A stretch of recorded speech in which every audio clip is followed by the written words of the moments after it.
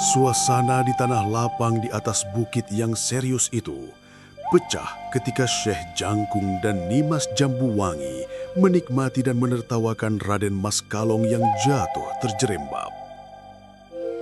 Kau mau nantang bertempur melawan Sutawijaya? Bukan Sutawijaya yang kulawan, Guru. Aku sekadar harus siap berperang melawan apa atau siapa saja yang memaksaku berperang. Pendekar tak bisa dipaksa. Tapi pendekar memanggul kewajiban. Baiklah, kewajiban. Tapi apa yang kau andalkan? Tubuhmu yang kuat? Tidak, Guru. Yang aku andalkan adalah kesanggupan bergerak. Kesanggupan bergerak? Tidak, Guru. Yang aku andalkan adalah jumlah dan kehebatan jurus. Oh, jumlah dan kehebatan jurus. Tidak, Guru. Yang aku andalkan ketepatan memilih jurus berdasar keperluan dan saatnya. Ketepatan memilih jurus berdasar keperluan dan saatnya. Oh tidak, Guru. Yang aku andalkan adalah mutu senjata yang kumiliki. Bukan main. Mutu senjata. Apa dan di mana senjatamu? Dalam akal dan hati nuraniku. Luar biasa. Akal dan hati nurani? Tidak, Guru. Yang aku andalkan adalah posisi ruang dan waktu dalam hidupku. Posisi ruang dan waktu? Tidak, Guru. Yang aku andalkan adalah kesigapan berlari dari musuh. Musuh mengepungmu di seluruh muka bumi. Kemana engkau hendak berlari? Lari menuju cara hidup yang tanpa musuh. Seperti Pangeran Benowo ayahandamu, berlari di lubang-lubang tikus di balik semak belukar, sedangkan setiap saat kebenaran dihajar? Tidak, Guru. Aku datangi musuh agar ia tak lagi menjadi musuh, sehingga aku tak punya musuh. Kuatkah kau mendalami ilmu sunyi yang bisa memasuki lubuk hati setiap orang tanpa melalui pintu apapun? Kekuatan bukan milikku, Guru. Kekuatan adalah sesuatu yang hanya bisa kumohonkan dari yang empunya. Kebalkah kau dari kehidupan yang tangannya menggenggam beribu-ribu belati? Kekebalan adalah keselamatan di hadapan Tuhan. Jadi apakah engkau seorang pendekar? Bukan, Guru. Aku hanya seorang manusia yang terus berlatih agar mampu menjadi hamba Tuhan. Kalong, kini jadilah guruku. Aku tidak mengerti maksud Guru. Murid yang baik adalah yang sanggup menjadi guru yang baik. Karena guru yang baik adalah juga yang sanggup menjadi murid yang baik. Ampun, Guru. Bergeraklah untuk kuikuti. Seorang guru akan terserimpung gerakannya oleh gerakan muridnya apabila salah olahannya. Ayo. Syekh Jangkung memaksa Raden Mas Kalong melakukan gerakan. Lalu mendadak, Syekh Jangkung menyerang Kalong dengan cepat hingga terjatuh berkali-kali.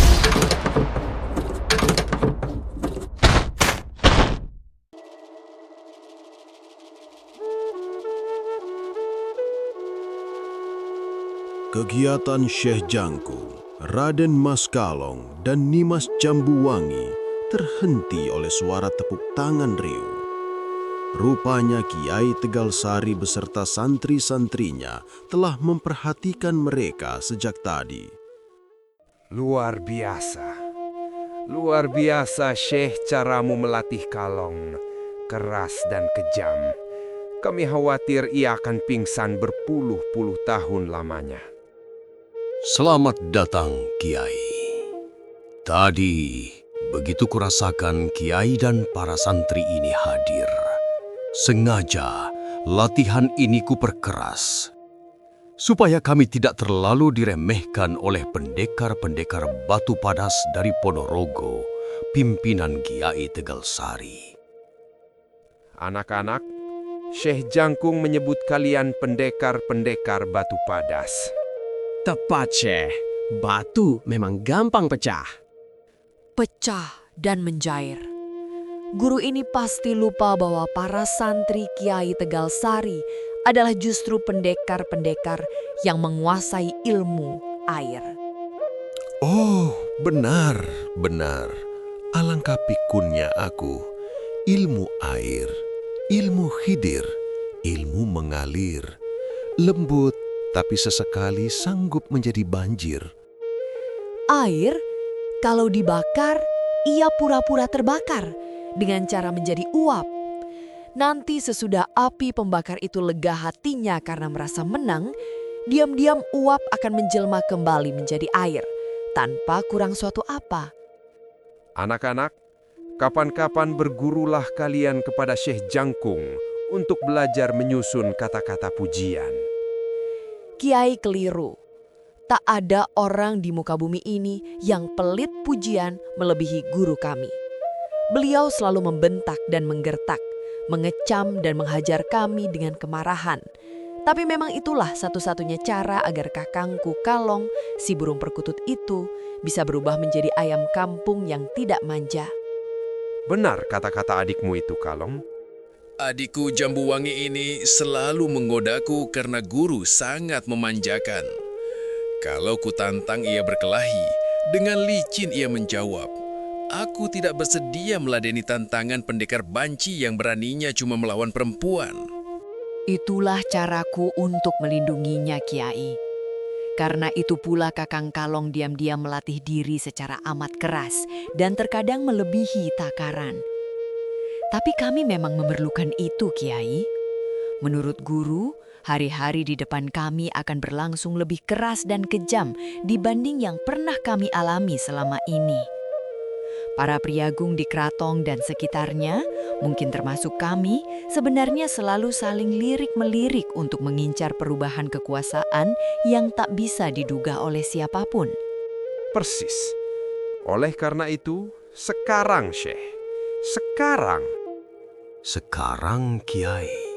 Ya, sekarang. Kalong, Ya, guru. ku lepas kau sekarang, ditemani oleh Jambu adikmu. Pergi belajarlah kepada santri-santri ini. Cobalah belajar menangani persoalan yang sederhana dulu. Setiap butir kata-katamu telah kugenggam di tanganku. Sehingga setiap saat kubuka tanganku ini untuk melihat apakah kata-katamu itu kau hidupi atau tidak. Aku junjung tinggi wanti-wanti guru. Kalong, Jambuwangi, dan para santri pamit dan berlalu. Ki Mondoroko menanti kita, Syekh. Tepat tengah malam nanti. Di mana? Di lereng utara Gunung Lawu, tepatnya di ujung hutan Gamping Tengah. Terima kasih, Kiai. Semula kupikir penasihat kerajaan Mataram itu menunggu kita di istana. Orang tua itu tahu persis bahwa bagi Syekh, istana hanya ada dua. Di ujung langit dan di hutan belantara. Tapi aku tahu bukan itu soalnya. Aku tahu Mataram menghindarkan tanah keraton dari jejak kaki para penerus Wali Sanga, sebab Nyai Roro Kidul tidak bersedia di Madu. Gonjang-ganjing, inilah guratan awal dari wajah sejarah hari depan bangsa kita di Pulau Jawa ini, serta kepulauan lain di Nusantara. Syekh, apakah kita sedang bertakabur bahwa kita adalah penerus para wali? Kita ini buangan dan bukan wali. Mudah-mudahan tak seburuk itu, Syekh. Tapi jelas Ki Mondoroko sangat menghormati pilihan pengembaraan hidup Syekh. Penasihat Sutawijaya itu sudah mengenal sangat banyak orang gila. Oleh karena itu, aku berharap perjalanan kita ini tak usah merupakan perjalanan yang keras, apalagi harus ada kaitannya dengan tetesan darah. Apakah itu tidak lebih baik, Kiai, dibanding samudera darah yang akan menggenangi hari-hari mendatang kalau hubungan antara Mataram dengan Islam tidak dibenahi? Mataram yang mana, Islam yang mana? Tetapi Syekh, jangan-jangan kalimatmu itu muncul dari ketidaksabaran. Kewaspadaan, Kiai. Arya Penangsang telah tumpas arang kerancang. Itulah hasil terakhir dari ketidaksediaannya mengirim upeti ke kerajaan, karena dia tidak pernah tega menghisap darah rakyatnya yang melarat-melarat.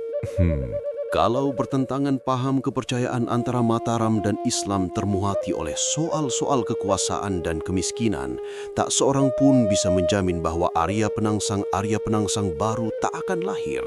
Juga tak ada yang menjamin bahwa Arya Penangsang di masa datang pasti juga akan kalah.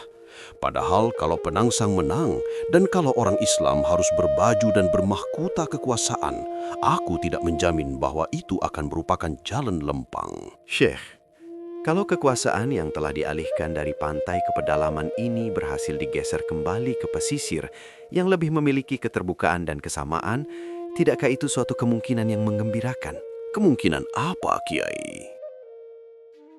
Kemungkinan untuk menghindarkan pertentangan pulau antara Jawa dan Islam.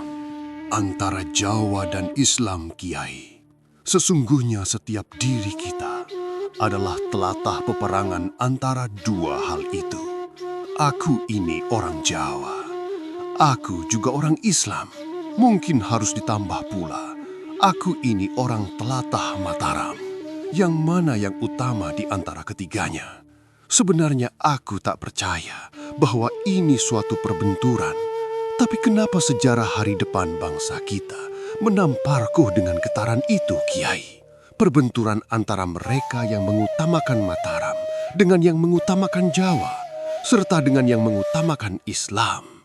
Silang sengkarut, silang sengkarut, silang sengkarut. Ayolah Syekh, ayo, Ki Mondoroko menanti kita. Kenapa tidak si Jebeng Sutawijaya, si pengarang kisah Nyai Roro Kidul itu sekalian? Mondoroko penghayalnya, Syekh. Tapi sudahlah. Syekh Jangkung mengangguk dan kemudian segera berlalu mengikuti Kiai Tegalsari.